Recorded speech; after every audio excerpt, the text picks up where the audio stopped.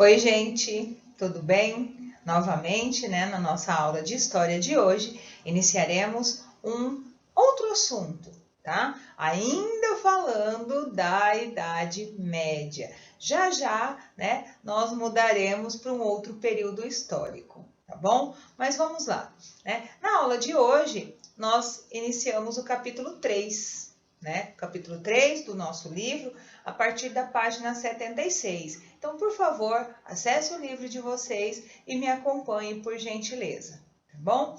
Nas aulas anteriores, então, vou fazer uma memória do que nós já vimos, Nas aulas anteriores, nós falamos, tá?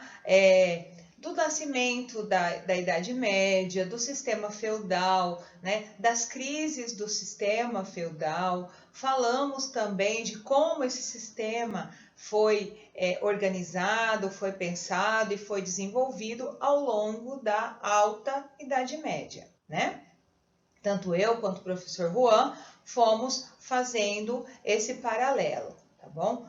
Um outro ponto que nós abordamos nas nossas aulas também foram as características marcantes da Idade Média. Vocês se recordam, Então, olha só, hoje, no nosso passo adiante, então nós falaremos, quando a gente menciona renascimentos, tá? Nós falaremos, da formação das monarquias nacionais, tá? Que é um processo para o início da Idade Moderna, tá? Então, olha só, prestem atenção. Nós falamos já de renascimentos, nas aulas anteriores, tá? Vocês devem se recordar, Falei para vocês, lembram das cidades medievais? Então, um renascimento urbano, Falei para vocês do comércio, ou seja, um renascimento comercial. Por quê? Porque anteriormente, no início da Idade Média, na fusão do Império Romano com os valores bárbaros, lembram?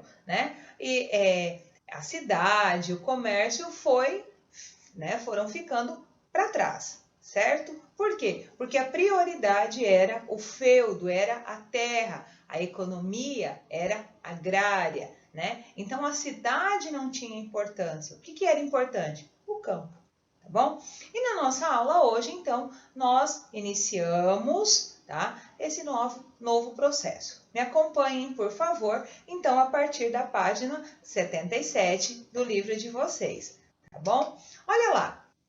Quando a gente fala, aborda a formação das monarquias nacionais, nós temos, então, dois pontos importantes a pensar, a refletir. E, por favor, vale a pena vocês tomarem nota, que são crise do sistema feudal. Por quê? Porque há uma necessidade, de uma centralização monárquica, de uma centralização de poder. Vocês vão entender isso. E também o fato de iniciarmos, a Idade Moderna, tá? Porque essa monarquia nacional, ela se caracteriza, ali já no final do século XIV, e século XV, então já iniciando a chamada Idade Moderna, tá bom?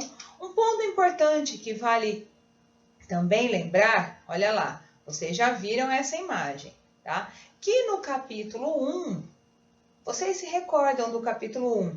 Nós falávamos, do Império Romano do Oriente. Lembram? O Império Bizantino, Constantino, Bizâncio, personagens importantes para aquele momento no Império Bizantino.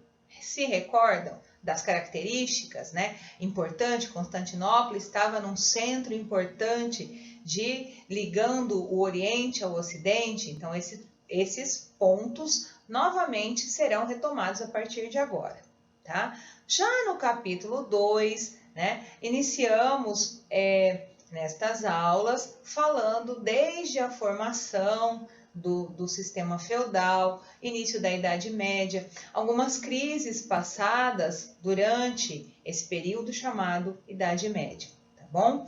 Então, olha lá, será que a gente consegue, imaginar a Europa sem a Inglaterra, tá? Sem a França, Portugal, Espanha, esses países não existiam, né? Então nós vamos percebendo que este cenário que vocês têm, que são os feudos, aquilo que nós já conversamos, já trabalhamos, vocês já estão habituados, né, conhecem já esse vocabulário, que concentravam, né, que estavam nas terras pertencentes ao que hoje é a Espanha, a França, Portugal, a Inglaterra, tá? Então, havia uma política descentralizada. E com o tempo houve uma necessidade, então, de centralização de poder. Daí, já nós vamos unificando esses poderes, tá?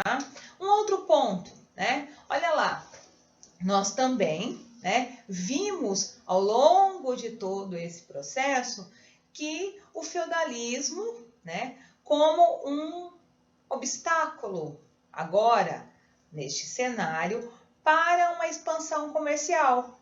Nós temos uma feira. Lembra que eu comentei com vocês que as feiras duravam entre 15 e 60 dias? Então, todo esse cenário acaba sendo difícil para uma expansão comercial, tá? Também uma grande quantidade de impostos, diversidade de moedas, falta de segurança, né? Como que uma monarquia, um Estado irá se desenvolver, crescer, onde problemas constantes, como a falta de segurança, moedas que vinham de todos os lugares, né, passavam a não ter valor em determinados lugares. Então, havia algumas necessidades muito importantes, tá? Um outro ponto, olha lá, uma crise nesse sistema. Quando a gente fala crise nesse sistema, observe, por quê? Ao mesmo tempo que alguns pontos foram bastante positivos e o crescimento populacional, né, evoluiu com algumas tecnologias para o sistema feudal, por outro lado, né, nós temos o quê? Fome. Tá? Porque muita gente acaba faltando lugar, né, e trabalho, consequentemente a produção agrícola não atinge, não é suficiente para todo mundo, tá? Então, fome. Muitas doenças, tá? Vocês viram a peste negra, por exemplo, né? E também sucessivas guerras. Vocês estudaram a Guerra dos 100 Anos, tá? Então, esse cenário que nós temos aqui são pontos para desencadear uma necessidade de centralização de poder, tá bom? Poder monárquico. Por quê? Vocês se recordam? Quem tem autoridade na Idade Média? O senhor feudal. Política descentralizada. Uma frase comum daquele período, tá? O rei reina, mas não governa. Por que o rei reina? Porque a preocupação do monarca era com a economia, a política nas mãos dos senhores feudais, tá bom? Então vamos lá. Um outro ponto. Qual foi a solução, então, encontrada para resolver os problemas anteriores, né? A crise do sistema feudal, a fome, guerras, né? Uma série de desentendimentos econômicos, centralizar o poder político nas mãos de um rei. Tá? Então, aí nós temos o que chamamos no contexto histórico de formação das monarquias nacionais. Tá bom? Efetivamente, no livro de vocês, página 77. Por quê? Porque no livro ele vai mostrando, né? Se vocês acompanhando comigo, vocês vão perceber. Ele fala dos senhores feudais, a proteção desses senhores, os burgos que nós já trabalhamos também, né, em aulas anteriores, as atividades geradoras de riqueza, o comércio da época, as feiras livres, tá? Então, essa necessidade de uma moeda única, né, de estipular pesos e medidas com os mesmos valores para que não gerassem mais problemas, tá? Então, se vocês me acompanharem, é importantíssimo vocês prestarem bastante atenção no primeiro, segundo, terceiro, no quarto parágrafo da página 77, porque é exatamente nesse contexto dessa necessidade de unificação das monarquias, tá bom? Então, vamos lá. Estou com o meu livro impresso, tá? Vamos prestando atenção. A partir do século XI, né, algumas regiões terão uma urgência maior nesta organização, tá? Então, nós temos o caso da França, da Inglaterra, o Reino de Castela, inclusive, que é citado, né, no nosso livro, que mais tarde a Espanha e Portugal, tá? Por quê? Porque esses burgueses, que nascem com todo o processo, né, do comércio, eles buscarão uma moeda única, proteção. Proteção é necessário, né, que tenha, então, estrutura para que tudo isso acontecesse. Observem, vocês têm na página 78, tá, que o que acontecia quando um rei obtinha apoio de outras pessoas, né, não restrito aos proprietários de terras, tá? Era apoio, né, nas decisões políticas, econômicas e, consequentemente, também sociais, tá bom? Então, tudo isso aqui no nosso livro.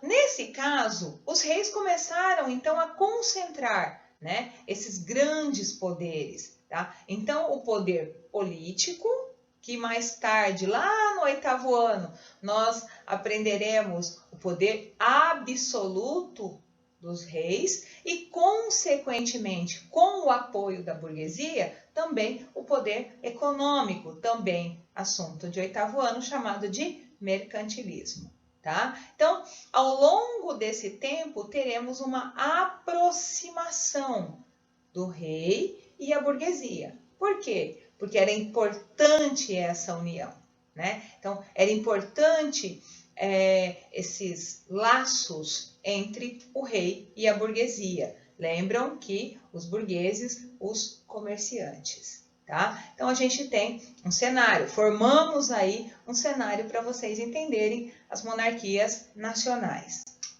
Olha lá, quais eram os interesses? Porque havia necessidade tanto de um lado quanto do outro, nessa relação de aproximação, né, do rei e burguesia. Para os reis, tá? No caso, para a nobreza, optavam então pela centralização para conseguir manter os privilégios. Lembra dos grandes privilégios, né? De ter maiores quantidades de terras, isenções de impostos e assim por diante. Para a burguesia, eles podiam unificar, por exemplo, um padrão monetário. Unificando um padrão monetário, um padrão de pesos e medidas, facilitaria o desenvolvimento comercial. Então, há interesses dos dois lados, tá? Nesse processo todo, a Europa se vê, então, nessa consolidação. No final dos séculos ali, do século XIV até o século XVI, esse processo vai dando origem a vários países europeus, tá? Por quê? Porque daí nós teremos monarquias absolutistas, onde os reis serão autoridade, tá? Observe, aqui no nosso livro, lá no final da página 78, ele vai falar das fronteiras, dos limites estabelecidos por essas monarquias, muito importante, porque vai mostrar também, né, diferentes costumes, a diversidade dos idiomas e assim por diante, tá? As leis que foram criadas, então tudo isso presente nas páginas 78 e 79 do nosso livro, tá bom? Olha aí, nessas circunstâncias, o que nós temos, né? Nessa troca de favores ou, né, nessa relação interesse rei-burguesia, tá? Uma medida política aí para favorecer o comércio. Então, o dinheiro facilita, tá? E uma organização do exército. Lembra que uma das dificuldades era a proteção? Por conta, né, de ataques violentos, né, a falta de segurança. Então, a partir de agora, nessa unificação, também, né, cobra-se da autoridade do rei, né, essa proteção para um melhor desenvolvimento comercial, tá bom? Olha aí, nós falando então da monarquia francesa, tá? Porque o nosso livro menciona exatamente essas 4 monarquias: a França, a Inglaterra, Espanha e Portugal. Tá? Então, na monarquia francesa se consolida definitivamente ali no século XIV, tá? E durante, né, a Guerra dos 100 Anos, que vocês viram constantemente disputas territoriais entre França e Inglaterra, exatamente para se consolidar enquanto uma grande monarquia. Destaca-se o Carlos II e depois o Felipe IV como personagens importantes desses reis para a França. Tá? Lógico, mais tarde nós falaremos de outros reis extremamente importantes para a França nessa questão de monarquia. Tá? A França continuou nesse sistema feudal, rural, né, absolutista enquanto monarquia até o século XVIII. Tá? Para a gente falar então da Inglaterra, o que nós temos para falar da Inglaterra? A Inglaterra eram reinos, eram pequenos reinos, territórios que foram anexados, tá, por Guilherme o Conquistador. Guilherme da Normandia, tá, um duque, se aproxima, conquista as terras e unifica o que hoje nós conhecemos como Inglaterra. Tá? Então, basicamente, como se deu esse processo de formação da monarquia inglesa? Unificação de pequenos reinos via, né, batalhas, principalmente contra alguns povos bárbaros que ainda se encontravam na região. Tá? Em se tratando de Portugal, né, Portugal foi um dos primeiros países europeus a se consolidar como um estado forte, centralizando então na figura de um rei. A formação portuguesa se intensifica ou, né, tem início ali com a expulsão dos árabes na região, o que nós chamamos de Guerra da Reconquista. Tá? Segundo parágrafo da página 79, a Guerra da Reconquista, juntamente com a Espanha, expulsarão os árabes da região ibérica, tá? Por isso, Guerra da Reconquista, a Reconquista Ibérica, do território da Península Ibérica. Os árabes, depois das cruzadas, permaneceram nessa região e facilitavam a relação comercial. Então, foi necessário expulsá-los para que Portugal tivesse, de fato, domínio, né, monopólio dessa monarquia. Tá? E a Espanha, com os reinos, né, de Castela e Aragão. Tá? Então, a Espanha foi uma unificação de 2 reinos, formando, né, com o casamento de Fernando de Aragão e Isabel de Castela, eles se unem, formando o que nós conhecemos pela Espanha. Tá? Observe, né, nós vamos ter ali também essa participação importante da Espanha na Guerra da Reconquista, porque tanto a Espanha quanto Portugal, né, estavam ali no que hoje nós conhecemos como Península Ibérica. Tá? A Espanha e Portugal serão as pioneiras na expansão marítima, nosso próximo assunto. Tá? Então, olha lá, em 1492, né, o exército de Fernando e de Isabel apoderam-se de Granada. Tá? Granada, um outro território espanhol, e expulsa definitivamente os árabes dessa região e forma a monarquia espanhola. Né? É também em 1492 o início da expansão marítima, tá? E a chegada dos europeus ao território da América, né? O descobrimento da América. Isso é assunto para uma próxima aula, tá bom?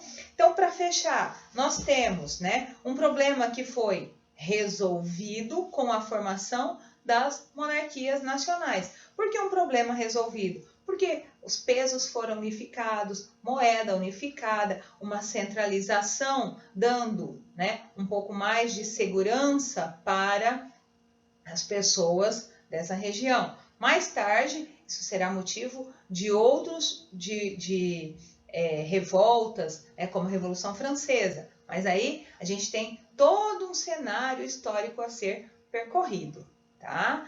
Vamos lá. Observe, né? A gente, para finalizar, tá? Até a nossa próxima aula. O que nós temos ali, né? Um cenário formado por reis, né? Que vão centralizar o poder político em suas mãos, tá? Tornando-se então absolutistas. Até então, na Idade Média, principalmente na Alta Idade Média, o poder era descentralizado. A partir de agora, o poder passa a ser centralizado. Uma característica, tá, da formação dessas monarquias nacionais. Tudo bem? Tarefa, por favor, me acompanhe. Atividade interativa do capítulo 2, tá? Não se esqueça, atividades interativas do capítulo 2. E o conhecimento em ação da página 80.